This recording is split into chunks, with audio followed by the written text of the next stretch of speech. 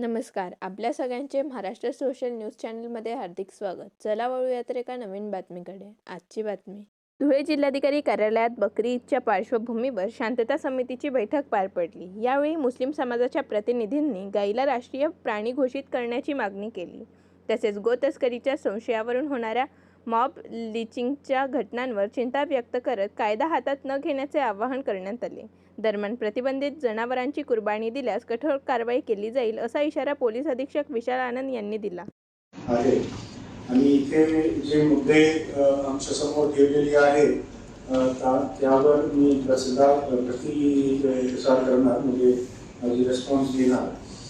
Number 1, ते आता महाराष्ट्र शासनाचं GR आलंय आणि त्यांनी स्पष्ट कारवाई जी आहे सगळे यंत्रणाला तसं इन्स्ट्रक्ट केलेली आहे, पोलीस डिपार्टमेंट किंवा इतर डिपार्टमेंट्स. आणि आता कलेक्टर मॅडम सोबत माझी बोलणं झाली आणि ऑब्विसली ते GRच्या अंमलबजावणी सगळे यंत्रणा जे आहे ते करणार. सेकंड जे आहे, इकडे उपस्थित मुस्लिम बांधवचे जे मौलवी आणि इतर धर्मगुरू जे आहे त्यांना मी विनंती करतो की तुम्ही तुमच्या स्तरावर पण सगळे बांधवाला बकरीदबद्दल त्यांना सांगा की हे जे गो आणि गोवंश जानवर जी कत्तली न करता जे योग्य आहे ते जानवरच्या ते स्लॉटर कुर्बानी देऊ शकतो. आणि शासनाच्या आणि कायदेशीर जे आहे ते अंमलबजावणी करायची आहे ते काइंडली तसा लोकांना आव्हान द्या अशी आम्ही विनंती करतो. नेक्स्ट, कॉर्पोरेशन बद्दल जे इश्यूज आहे, जे मुद्दे तुम्ही समोर ठेवले त्याबद्दल कमिशनर साहेबांनी सांगितलं आणि आय एम शुअर ते सगळे इश्यूज जे आहेत ते सॉल्व्ह आउट होणार. MSCBचे पण जे आणि एक विशेष मुद्दा माझ्यासमोर आला रिगार्डिंग ते 2 दिवस अगोदर ते धुळे शहर पोलीस स्टेशन मध्ये जे घटना घडलेली त्याबद्दल. ते 2 माणूस जे गोतस्करी करत होता त्यांच्यावर गुन्हा दाखल केलेली आहे, त्यांच्यावर कारवाई करणार, ते अवैधरित्या गोतस्करी करणार म्हणून.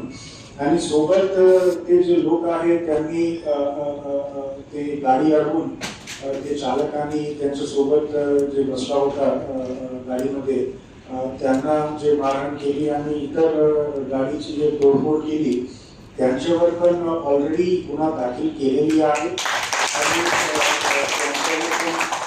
आम्ही कारवाई जी आहे कायदेशीर कारवाई ती आम्ही नक्की करणार.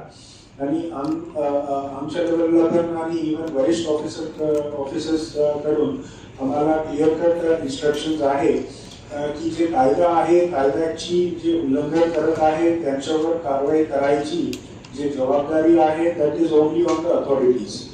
जे पोलीस यंत्रणा असो किंवा इतर गव्हर्नमेंटची जे एजन्सीज आहेत त्यांच्यावर ही जबाबदारी आहे कारवाई करायची. तर ऑब्विसली हा जे प्लॅटफॉर्म आहे त्यावरून मी विनंती करतो, जे काही लोक आहे त्यांना मी विनंती करतो की कृपया तुम्ही कायदा जे आहे तुमच्या हातात घेऊ नका आणि पोलीस यंत्रणा आणि इतर यंत्रणा जे आहे ते सक्षम आहे कारवाई करायची साठी. आणि आम्ही आमच्या स्तरावर ते हेल्पलाईन नंबर्स, कॉन्टॅक्ट नंबर्स जे आहे ते प्रसारित केलेली आहे. जर तुमच्याकडे काही इन्फॉर्मेशन, गोपनीय इन्फॉर्मेशन जर आला तर काइंडली आम्हाला संपर्क करा आणि नक्की 100% आम्ही स्वतः होऊन जे आहे ते कारवाई करणार.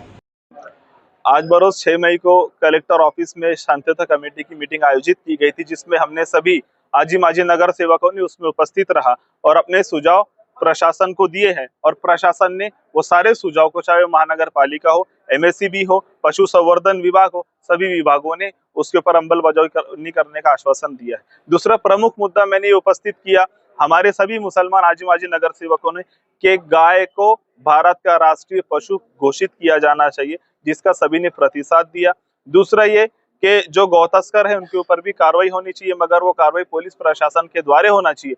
कोई अगर ये बोलेगा कि हम SP को पत्र देकर हम ये बोलते हैं कि उनको कुछ पड़ी नहीं है। मैं उनको ये बोलना चाहूंगा कि आप किसी भी तरीके से अपना फ्रस्ट्रेशन निकालने के लिए पुलिस प्रशासन पर दबाव ना बनाएं। हम आपका विरोध करते और हम पुलिस प्रशासन के साथ हैं।